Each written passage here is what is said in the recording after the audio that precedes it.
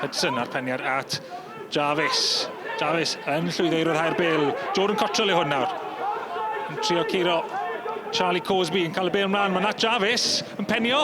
Wel, mae'r bediad gan Will Fuller. Oedd e ddim yn cam sefyll Nat Jarvis. Joe Evans yn trio canfod Warman, ond Hugh ar ras. Hugh, Chris Hugh yn dal i fynd. Chris Hugh!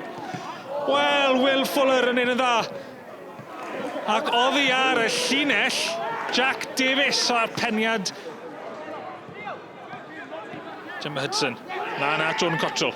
Jordan Cottrell yn canfod Chris Hugh sy'n arrediad yn cael y bil nôl fewn i'r canol. Curtis Jemma Hudson yn gadael i a David Cottrell sy'n rhedeg mewn o hwyr.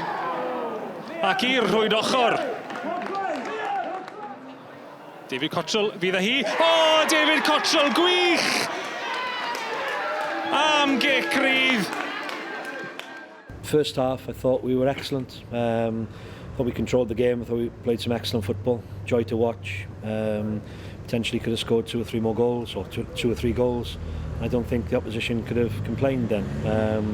The one thing you do know is that when you come up against a Cardiff Met team, they're going to be organised, they're going to be well coached, they're going to be resilient. And the second half was much closer, but I think that the outcome in the end is the right one, and we run out deserved winners.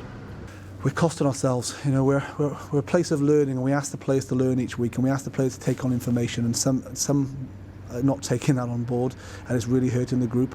Some of the older boys, Charlie Cosby, Carl McCarthy, Elliot Evans, Joey Evans, you know, they're working their socks off at the moment. We just need some of those younger lads to grab onto their good habits to drag us through.